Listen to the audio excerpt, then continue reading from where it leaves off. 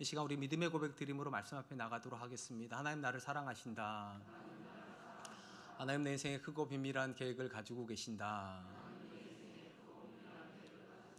하나님 오늘도 나와 동행하셔서 그 계획을 이루어 주신다. 아멘. 그렇게 될 줄로 믿습니다. 아멘. 예수님께서 공생의 기간 중에 한 서기관에게 어떤 율법이 가장 큰 율법입니까? 라고 하는 질문을 받으셨습니다.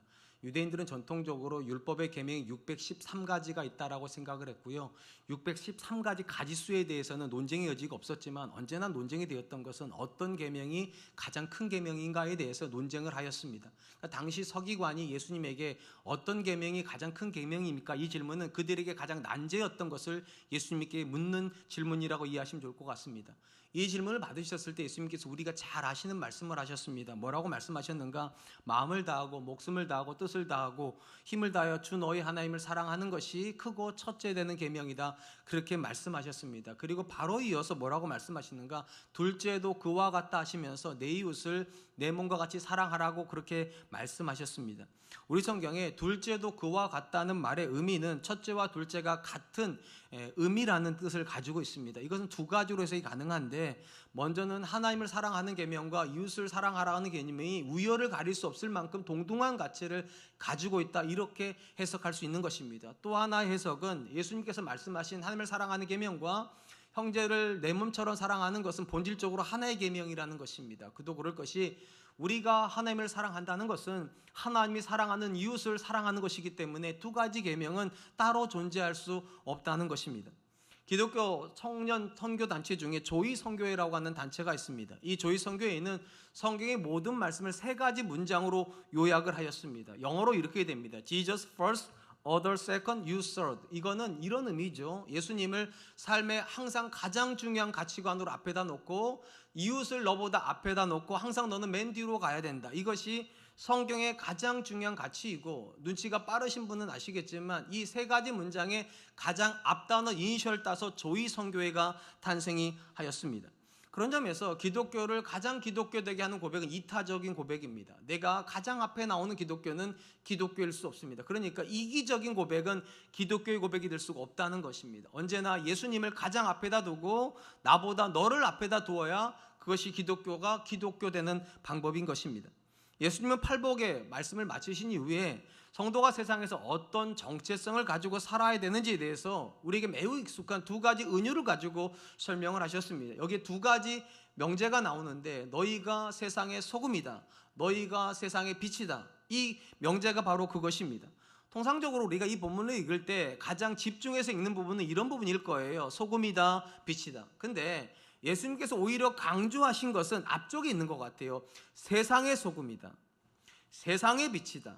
예수님께서 이렇게 말씀하시는 것은요, 근본적으로 성도의 신앙의 방향성을 제시하기 위함입니다. 예수님께서 말씀하시는 신앙은 나를 지향하지 않는다는 거예요. 내가 조금 더 성공하고 내가 조금 더 행복하고 내가 조금 더 부자가 되는 것이 신앙의 목적이 아니라, 나로 인하여서 세상이 조금 더 유익하게 되고 나로 인해서 세상이 조금 더 하나님께 가까워지는, 그러니까 근본적으로 이타적인 신앙을 목적으로 하여 우리를 세상 가운데 두셨다는 것입니다. 더더군다나 예수님이 하신 이 말씀에서 우리가 주목해야 될 것은 너희가 세상의 소금이 되어야 된다, 너희가 세상의 빛이 되어야 된다, 이렇게 되어 있지 않다는 거예요. 오히려 예수님 뭐라고 말씀하셨는가? 너희가 세상의 빛이다, 너희가 세상의 소금이다. 무슨 말인가 하면, 만약에 되어야 한다 한다면 우리 중에서는 이런 부분, 이렇게 말할 수 있는 분이 계실지 모르겠어요. 되려고 했는데 안 됐는데요.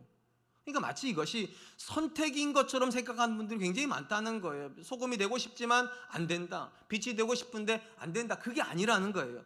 근본적으로 우리가 성도가 되었다는 것은 소금이라는 거예요. 우리가요, 근본적으로 우리가 성도가 되었기 때문에 우리는 빛이라는 것이에요. 그리고 이것이 되지 않으면 성도의 기능은 상실이 된다는 것입니다. 그래서 오늘 본문에 보면 맛을 잃은 소금에 대한 이야기가 나와요.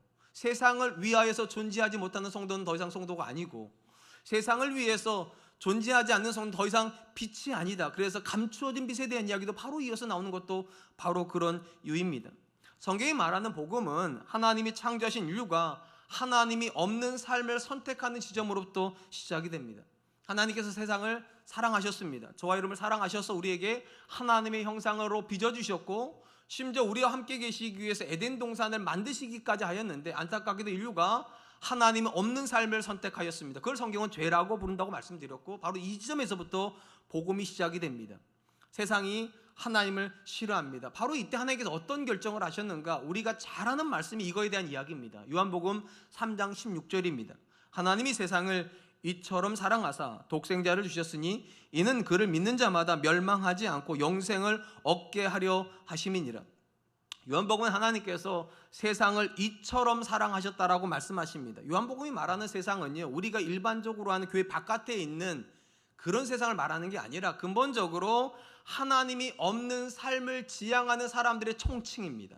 그러니까 우리가 말하는 불신자들을 총칭하는 개념이 세상인 거예요. 그러니까 하나님을 싫어하는 사람들을 하나님은 사랑하셨다. 이게 복음의 시작입니다. 그리고 얼마 정도 사랑하셨는가? 이처럼 사랑하셨는데 그 규모가 어느 정도인가?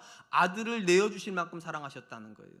하나님께서 왜 아들을 내어주시면서까지 세상을 사랑하셨는가? 하나님이 없는 삶의 결론이 멸망이기 때문입니다. 하나님은 세상이 하나님 없이 살다가 멸망하기를 원하지 않으셨기 때문에 그들을 위해서 아들을 내어주셨다. 이게 복음의 내용입니다. 그러니까 성경이 말하는 복음에서 가장 중요한 골자는요, 하나님이 그분이 없이 살아가는 세상을 사랑하셨다는 거예요. 어느 정도 사랑하셨는가? 아들을 내어주실 정도로. 주목할 것은요, 그렇게 아들이 세상에 와서 그 아들 때문에 이 땅에 새로운 존재들이 태어났다는 겁니다. 하나님의 자녀들이요. 그걸 권세라고 부르죠. 왜냐하면 하나님을 아버지라고 부를 수 있게 됐기 때문에. 이게 왜 중요한가 하면 예수님이 이전에 하나님의 자녀는 누구만 하나님의 자녀인가? 예수님만 하나님의 자녀였어요. 근데 이 예수님께서 세상을 위해서 오는 순간 그 예수님 때문에 이 땅에 예수님과 같은 자격을 얻은 자녀라 불릴 수 있는 사람들이 생산이 된 거예요. 저와 여러분들이요. 이게 왜 중요한가 하면 하나님의 자녀가 예수님이고 저와 여러분들이 하나님의 자녀라면 우리는 예수님과 같은 역할을 해도 똑같은 자녀니까. 하나님께서 그 아들을 어떻게 하셨습니까? 세상을 위해서 내어주셨기 때문에 당연히 그 예수님 때문에 저와 여러분들이 자녀가 되었다면 우리는 누구를 위해서 존재합니까? 세상을 위해서요. 그 아들을 세상을 위해서 내어주셨기 때문에 당연히 그 아들을 통해서 얻은 자녀들도 세상을 위해서 내어주시는 겁니다. 그래서 오늘 본문에 예수님이 너희가 세상의 소금이다. 너희가 세상의 빛이다. 누구처럼요? 예수님처럼요. 예수님이 하나님의 자녀로 세상에 소금으로 오셨고 빛으로 오셨기 때문에 그 예수님 때문에 자녀가 된 자들도 똑같이 소금이 되고 빛이 되어야 된다. 우리 중에 혹시 이 말씀을 들으면 속으로 이렇게 생각하는 분이 계실 줄 모르겠습니다. 내가 뭐 그렇게 대단한 사람이라고 세상을 위해서 그렇게 큰 일을 하나? 그 큰 일은 대단한 사람들이 하는 거지 나같이 소시민이 예수님 믿기도 벅찬 나 같은 사람이 무슨 세상의 소금이 되고 무슨 세상의 빛이 되는가 이렇게 생각할지도 모르겠습니다만 제가 앞에서 이렇게 말씀드렸어요. 성경이 말하는 세상은 근본적으로 하나님 없이 살아가는 사람들의 총칭이라고.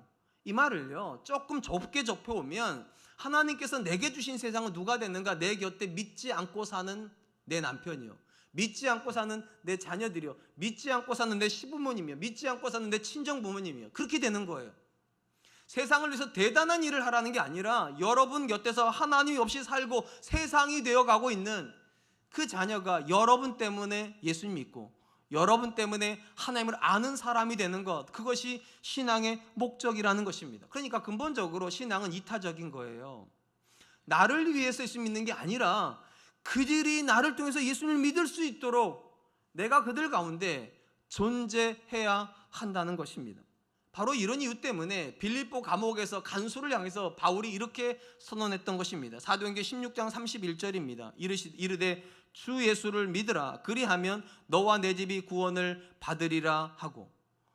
바울이 뭐라고 말합니까? 간수한테 네가 예수님을 믿으면 어떤 일이 벌어진다고? 너와 내 집이 구원을 받는다. 참 신기하죠? 내가 예수님을 믿었는데 왜 그들이 구원을 받는가? 근본적으로 내 믿음이 그들의 믿음의 근거가 되기 때문입니다. 그것이 세상의 소금이라는 이야기고 그것이 세상의 빛이라고 말하는 것입니다. 그리고 이런 일이 일어나는 이유가 있어요.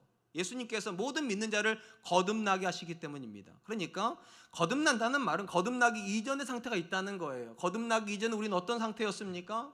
내가 인생의 목적인 사람들이요, 내가 잘 살고 내가 행복하고 내가 잘 되는 거, 이것이 인생의 목적이었어. 거듭나기 이전에는. 근데 거듭나고 나면 우리는 어떤 사람이 됩니까? 세상의 소금이 되고 세상의 빛이 되는 거예요. 조금 더 좁으면 나로 인하여서 내 믿지 않는 배우자가, 나로 인해서 내 믿지 않는 자녀들이, 나로 인하여서 내 믿지 않는 부모님들이, 내 믿지 않는 형제 자매들이 하나님께 가까이 오게 되는 존재들이요.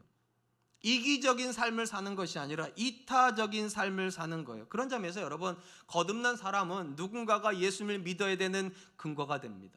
내 엄마가 저렇게 착한 엄마가 믿는 예수님이라면, 내 아빠가 저렇게 존경받는 삶을 사는 아빠가 믿는 예수님이라면, 내 부모님 저렇게 신실하게 사는 부모님이 다니는 교회라면 나도 예수 믿고 나도 교회 다녀야 되겠다. 그런 점에서 여러분, 이건 너무나도 당연한 겁니다. 우리가 예수님 믿어 성령의 사람이 되고 거듭났다면 우리의 존재 목적은 달라진 것이기 때문입니다. 더 이상 나를 위한 기독교는 없습니다. 더 이상 나를 위한 복음도 없습니다. 세상을 위한 기독교, 세상을 위한 복음만 있을 뿐입니다. 사랑하는 성도 여러분, 만약에 신앙의 여정이 내가 예수님 믿어, 내가 복받고, 내가 성공하고, 내가 행복한 거라면 신앙은 참 즐거운 거잖아요. 신앙은 참 좋은 거잖아요. 근데 예수님께서 그 신앙을요, 뭐라고 말씀하셨습니까? 즐겁고 행복하고 좋은 거라고 말씀하지 않으시고 십자가라고 말씀하셨습니다. 왜 신앙이 십자가입니까? 나를 위한 신앙이 아니기 때문이죠. 나만 잘 믿는다면 뭐가 그렇게 어렵겠어요? 나만 행복하다면 뭐가 그렇게 어렵겠어요? 나만 좋다면 뭐가 그렇게 어렵겠어요? 근본적으로 내 문제가 아니라 너의 문제이기 때문이에요. 나는 행복한데 내 배우자도 행복합니까? 예수 믿어서? 나는 이렇게 즐거운데 내 배우자도 예수 믿어서 정말 즐겁습니까? 나는 인생이 이렇게 의미가 있고 행복하다고 생각하는데 내 자녀들도 그렇게 인생이 나로 인해서 의미 있고 행복하다고 느낍니까? 그게 문제가 되니까 괴로운 거죠.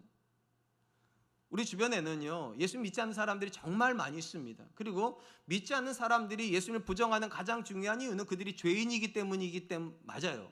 죄인이기 때문에 예수를 못 믿는 거. 그런데 적지 않은 불신자 중에는요, 죄인만이 원인이 아닌 사람이 있어요. 믿는 사람들에게 상처받아서, 장로인 내 아버지 때문에 상처받아서 교회 안 다니는 분들 얼마나 많은 줄 아세요? 목사인 아버지에게 상처받아서, 사모인 어머니에게 상처받아서, 권사인 시부모님에게 상처받아서 교회를 못 다니는 분들이 적지 않게 있어요. 죄의 문제이기 이전에 사람의 문제이고요, 복음의 문제이기 이전에 인격의 문제인 거예요. 우리 시어머니 같은 분이 믿는 하나님이라면 난 안 믿어. 우리 아버지 같은 사람이 믿는 하나님이라면 그런 하나님이 존재할 수 없어.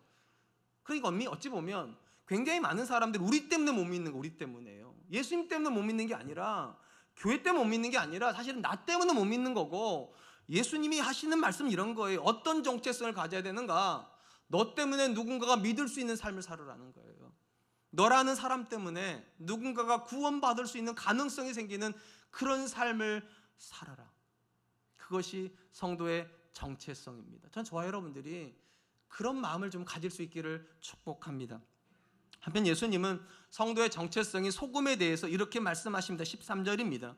너희는 세상의 소금이니 소금이 만일 그 맛을 잃으면 무엇으로 짜게 하리요? 후에는 아무 쓸데없어 다만 밖에 버려져 사람에게 밟힐 뿐이니라. 소금은 전통적으로 두 가지 기능이 주 기능이었습니다. 맛을 내는 조미료의 기능과 부패를 막는 방부제 기능입니다. 신앙의 관점에서 가장 중요한 기능은 부패를 막는 방부제의 기능입니다. 하나님께서 성도를 세상의 소금으로 삼으셨다는 이야기는 성도가 있기 때문에 성도 주변에 있는 사람들이 타락하지 않는 겁니다. 그 사람이 있기 때문에 성도 주변에 있는 사람들이 조금이라도 더 하나님께 가까워지는 것, 그런 기능을 하라고 하나님께서 저와 여러분들을 세상 가운데, 믿지 않는 사람들 가운데 두셨다는 것입니다. 구약 이스라엘 역사에서 가장 불행한 기록은 어떤 기록일까요? 하나님에게 선택을 받았던 이스라엘이 하나님께 버림을 받아서 70년간 바벨론 포로로 끌려가는 이야기입니다. 이거보다 불행한 이야기는 없어요. 우리가 알다시피 인류 역사에서, 특별히 구약 역사에서 하나님께 선택받은 민족은 딱 한 민족입니다. 이스라엘이에요. 그리고 하나님은 선택만 하신 것이 아니라 그들에게 하나님의 살아계심을 명확하게 보여주셨습니다. 10가지 재앙으로 출애굽을 일으켜 주셨고, 홍해가 갈라지게 하셨고, 광야 40년 기간 동안에 구름기둥과 불기둥을 보여주셨고, 만나와 메추라기로 먹여주셔서 그들 가운데 하나님이 계시다는 걸 가장 명확하게 보여주신 민족, 이스라엘 민족입니다. 한 번만 여쭤볼게요. 제가 지금 말한 이 기적 중에 하나라도 여러분 경험해 보신 적 있습니까? 10가지 재앙 경험해 보셨어요? 홍해 갈라지는 거 보셨어요? 만나 먹어보신 적 있어요? 메추라기 드셔보신 적은 있으세요? 구름기둥과 불기둥이 어떻게 움직이는 본지 우리는 아무도 못 봤는데도 잘 믿잖아요. 근데 이스라엘은 그 모든 걸 경험했는데도 놀랍게도 타락해 버립니다. 그래서 불행한 이야기인 거예요. 은혜가 없어서 타락한 것이 아니라 은혜가 넘쳤는데도 하나님이 심지어 그들에게 가나안 땅이라고 약속의 땅을 주시고 정착까지 시켜주셨는데도 그들이 타락해 버립니다. 그리고 이런 모습을 보고 하나님께서 너무 괴로우셔서 에스겔의 입술을 통해서 이렇게 탄식합니다. 에스겔 22장 30절 31절 이 땅을 위하여 성을 쌓으며 성 무너진 데를 막아서서 나로 하여금 멸하지 못하게 할 사람을 내가 그 가운데서 찾다가 찾지 못하였으므로 내가 내 분노를 그들 위에 쏟으며 내 진노의 불로 멸하여 그들 행위대로 그들 머리에 보응하였느니라. 주 여호와의 말씀이니라. 하나님께서요 이스라엘을 진멸하신 이야기를 하시면서 하신 이야기가 정말 의미가 있는 게 이스라엘이 타락해서 하나님께서 그들에게 징계하신 게 아니래요. 물론 이스라엘의 죄, 이스라엘의 타락이 하나님의 징계의 원인인 건 맞아요. 근데 근본 원인은 아니래요. 그럼 근본 원인은 무엇인가? 이스라엘이 타락할 때 타락할 수 없도록 막아서는 사람이 없어서 성 무너진 데를 재건하면서 하나님 앞에서 하나님이 이스라엘을 불쌍히 여겨주십시오, 이 민족을 붙잡아 주십시오 이렇게 외치는 사람이 없어서 하나님께서 이스라엘에게 진노를 쏟을 수밖에 없었다. 오늘 본문으로 말하면 이스라엘의 타락을 막는 소금과 같은 사람이 없어서 이스라엘의 70년 바벨론 포로로 끌려갈 수밖에 없었다는 것입니다. 심지어 예레미야서를 읽어보면 예수님께 하나님께 이렇게 말씀하세요. 온 성을 돌아다니면서 의인 한 사람만 찾으면 내가 그 사람으로 인해서 이 성을 멸망시키지 않겠다고. 소금과 같은 삶을 사는 한 사람만 있었어도 예루살렘 성은 멸망하지 않았다는 거예요. 소금의 역할이라는 관점에서 성경에서 우리가 주목할 만한 집단이 있어요. 레위 지파입니다. 이 레위 지파는 레위라고 하는 사람으로부터 시작된 지파입니다. 이 레위는 야곱의 12아들 중에 세 번째 아들로 태어났습니다. 그런데 태어난 순간부터 하나님께 구별된 사람은 아닙니다. 평범하게 그냥 야곱의 12명의 아들 중에 한 사람만 살다가 언제 구분이 되는가? 이스라엘이 우상 숭배를 하는 시점, 금송아지 우상을 만든 순간부터 구별이 되기 시작합니다. 우리가 아는 것처럼 이스라엘 시내산에 갔을 때 40일 동안 모세가 시내산 올라가 하나님 앞에 있을 때 이스라엘이 타락을 합니다. 그리고 금송아지를 가지고 우상 숭배를 할 때 하나님께 모세를 급하게 내려보내십니다. 그리고 모세가 우상 숭배하는 그들 앞에 서가지고 뭐라고 외쳤는가? 이렇게 외쳤습니다. 출애굽기 32장 26절입니다. 이에 모세가 집 문에 서서 이르되 누구든지 여호와의 편에 있는 자는 내게로 나오라 하며 레위 자손이 다 모여 그에게로 가는지라. 모세가 뭐라고 말했는가? 이 중에 다 우상 숭배자만 있느냐? 이 중에 하나님 편에 서 있는 자가 있으면 내게 나오라 했을 때 레위 지파가 집단으로 모세 앞에 섭니다. 그리고 모세의 명령을 따라서 칼을 들어서 모든 우상 숭배자 3,000명을 죽입니다. 그리고 나서 이스라엘 안에서 일정 시간 동안 우상 숭배는 없습니다. 광야 40년 동안 우상 숭배 없습니다. 왜냐하면 레위가 그런 일을 했어요. 소금과 같은 일을 했어요. 부패를 막아서는 일을 했어요. 그리고 나서 모세가 레위에게 뭐라고 말을 하는가? 이렇게 말을 합니다. 출애굽기 32장 29절입니다. 모세가 이르되 각 사람이 자기의 아들과 자기의 형제를 쳤으니 오늘 여호와께 헌신하게 되었느니라. 그가 오늘 너희에게 복을 내리시리라. 이 기점으로 레위 사람들은 하나님의 사람들이 됩니다. 그리고 그들은 더 이상 이스라엘의 나머지 12지파하고 같은 지파가 될 수가 없었습니다. 주목할 것은요, 하나님께서 이스라엘을 가나안 땅에 정착시키면서 각 지파별로 땅을 나눠주세요. 레위인들도 땅을 분배받아야 특징이 있어요. 나머지 지파들은요 다 지파별로 모여 삽니다. 유다 지파끼리 살고 베냐민 지파끼리 살고 시므온 지파끼리 살고 므낫세 지파끼리 사는데 딱 한 지파만 같이 못 삽니다. 레위 지파요. 레위 지파는 12지파 속으로 흩어버리십니다. 하나님께서 뭐 하라고요? 소금의 역할을 하라고요. 각 지파 속에 들어가서 그 지파가 타락하지 못하도록 막아서는 존재가 되라고. 그래서 그들은 12지파 속으로 들어가서 하나님의 말씀을 가르치고 제사대들을 집례하고 그래서 이스라엘 백성이 거룩할 수 있도록 돕는 역할을 합니다. 더 놀라운 것은 이런 레위 지파에게 하나님께서 어떤 언약을 주셨느냐는 거예요. 성경이 이렇게 기록을 합니다. 민수기 18장 19절입니다. 이스라엘 자손이 여호와께 거제로 드리는 모든 성물은 내가 영구한 몫의 음식으로 너와 내 자녀에게 주노니 이는 여호와 앞에 너와 내 후손에게 영원한 무슨 언약? 소금 언약이니라. 하나님께서 레위 사람들에게 제사에서 드려지는 모든 음식을 주시면서 하신 이야기가 뭐냐? 너희에게 이 모든 음식을 주는 가장 중요한 이유가 너희가 나에게 소금이라는 거잖아요. 하나님께서 이스라엘이 타락할 걸 아셨어요. 물질이 늘어나고 땅에 정착하면 사람이 등 따시고 배부르면 죄짓죠. 또 저만 그런 건 아니잖아요. 하나님이 아셨어요. 그렇기 때문에 죄 짓는 이스라엘을 위해서 하나님께서 만드신 장치가 있다는 거예요. 레위 사람이요.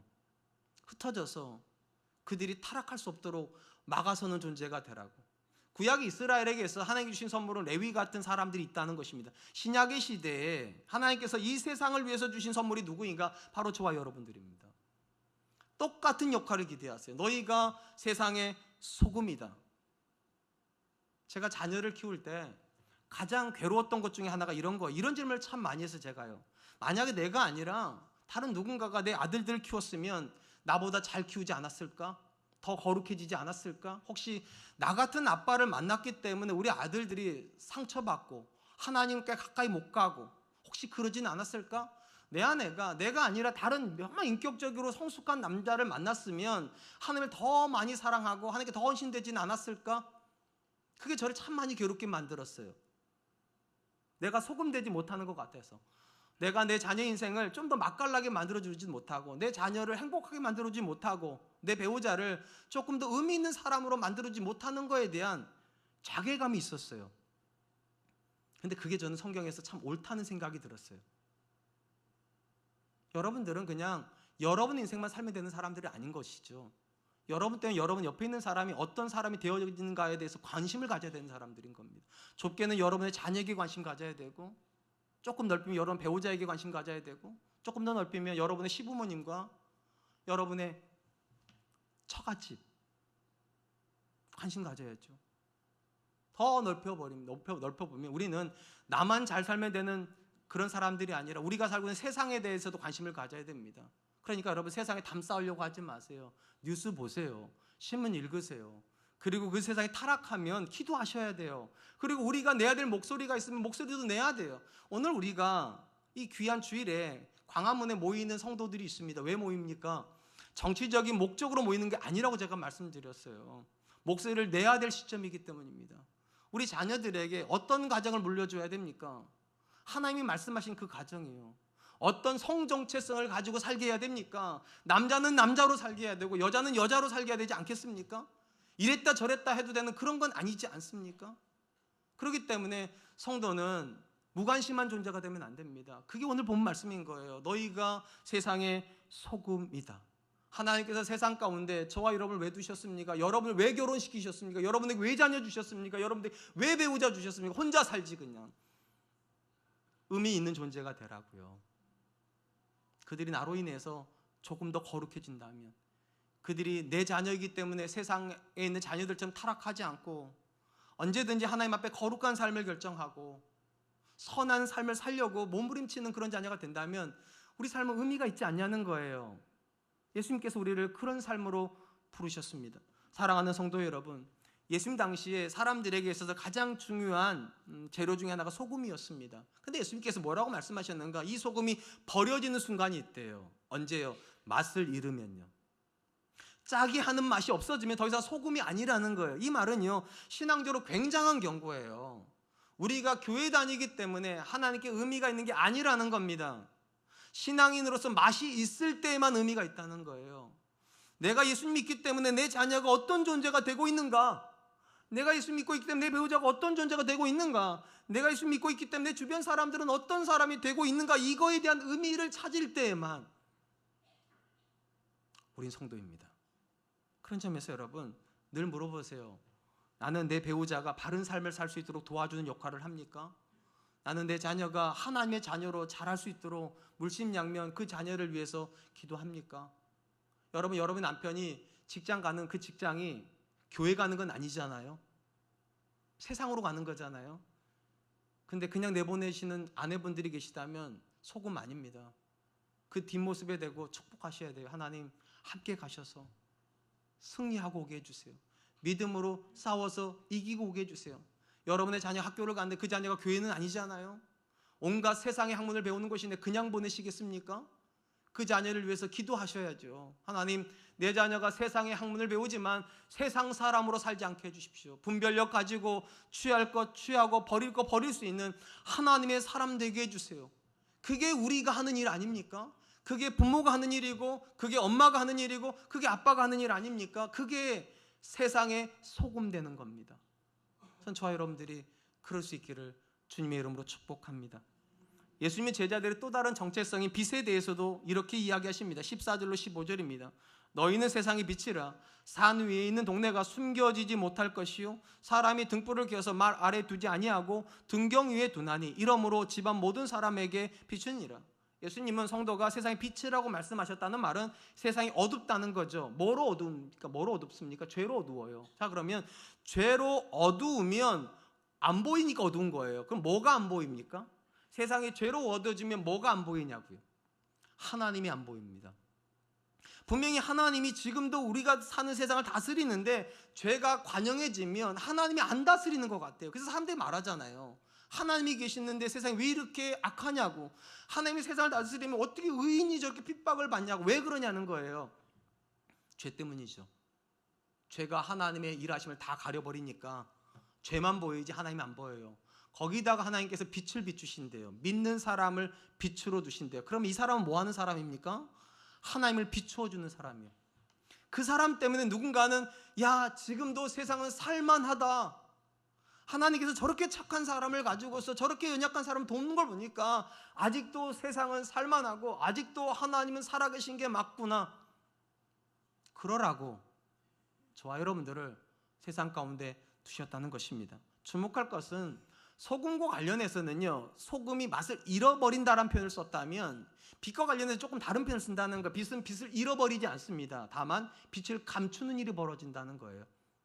그러면 똑같은 일이 벌어집니다. 빛이 없는 거랑 똑같아져요. 누군가가 촛불을 켰습니다. 자, 촛불을 켜는 목적이 뭡니까? 빛을 더 많이 비추게 하려고 하는 거잖아요. 그러면 어떻게 높은 데 두겠죠. 근데 어떤 사람이 만약에 촛불을 켜가지고 등불을 켜가지고 그릇 밑에다가 두면 빛은 꺼지지 않았어요. 빛은 있어요. 근데 기능을 하지 못하는 빛이 되겠죠. 그런 일이 벌어진다는 거예요. 구원을 받았는데 아무런 기능을 못하고 나만 행복하고 내 안에 빛을 갖추는 거죠. 나만 성공하고 내 안에 갖추는 거죠. 우리 집만 잘 되면 돼. 기복주의, 철저한 기복주의. 그릇 안에 갇혀서 세상도 관심 없고 교회도 관심 없고 오직 나하고 내 자녀하고 내 부모만 잘 살면 되는 그릇을 덮어버리는 거예요. 이 말을 조금 더 확장시키면 이런 생각들을 할 수가 있어요. 내가 예수 믿는 거를 내 주변 사람들이 아무도 몰라요.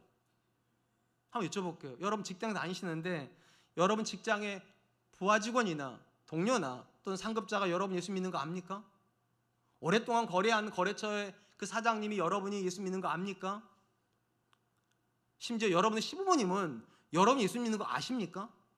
여러분의 형제들은 여러분이 예수 믿는 거 압니까? 굉장히 많은 분들이 모릅니다. 왜냐하면 드러내지 않으니까. 자기 안에 가둬놔요. 그냥요. 나만 잘 믿으면 되지. 근데 오늘 보면 뭐라고 말씀하시는가? 하나님께서 등불을 켜서 가두려고 하셨냐는 거예요.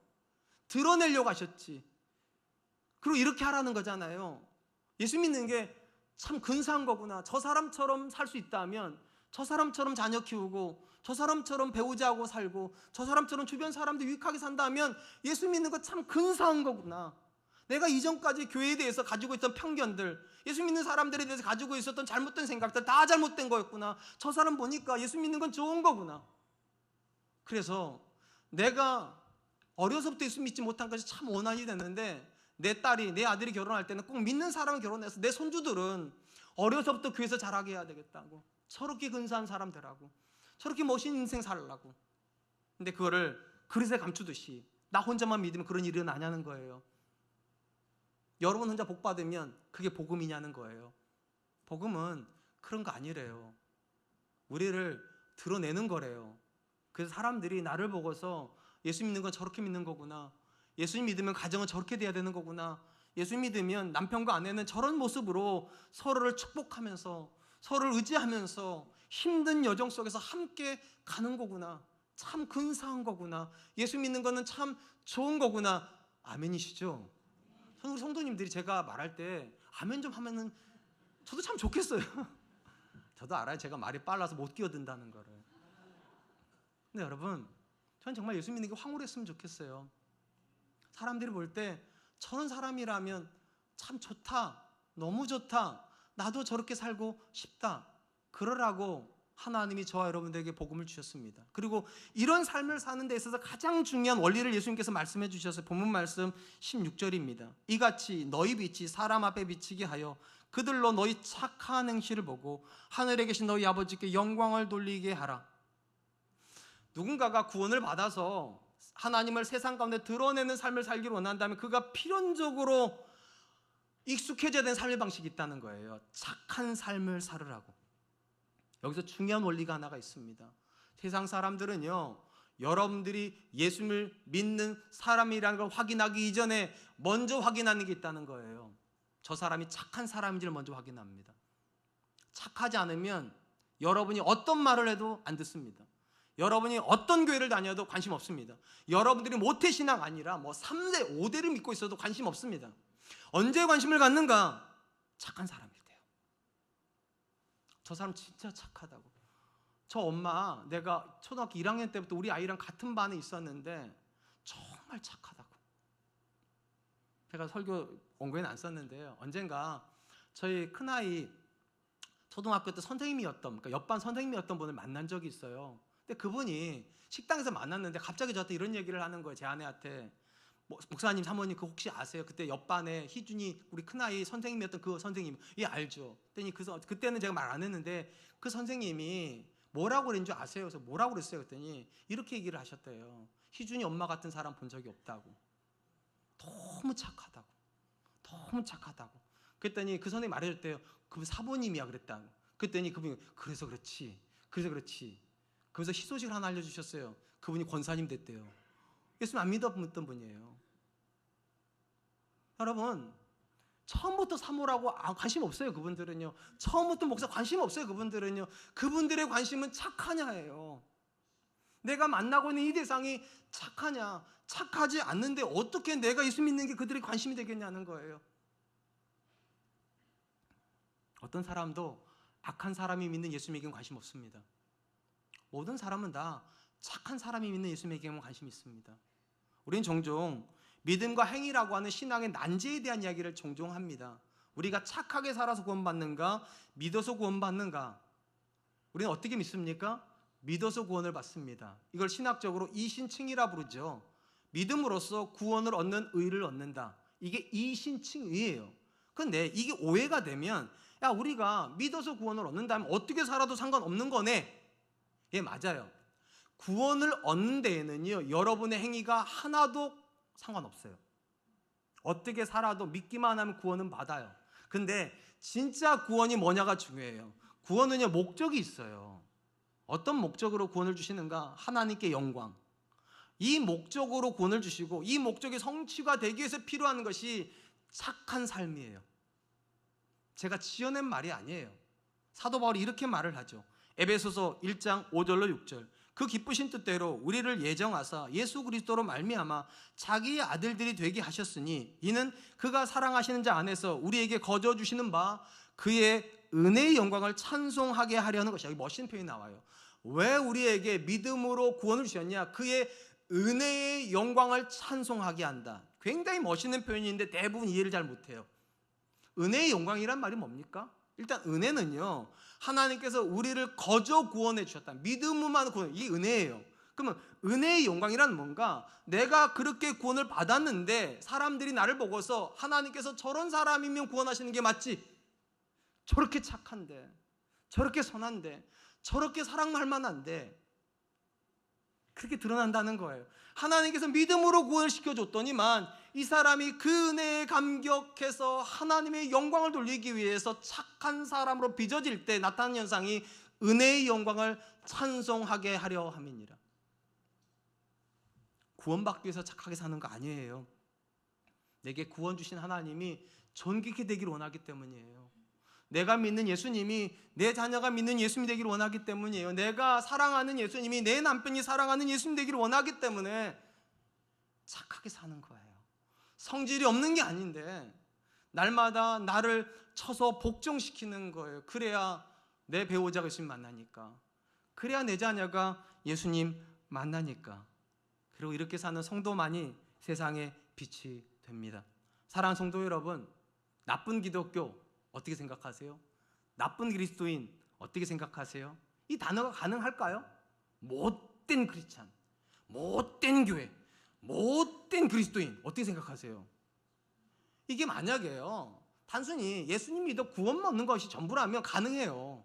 천국 가면 됐지 뭐, 좀 나쁘게 살아도 천국만 가면 되지 뭐, 이렇게 가능해요. 근데 이 구원의 목적이 나로 인해서 하나님이 높아지는 거라면 나쁜 크리스찬이라는 단어는 존재할 수 없습니다.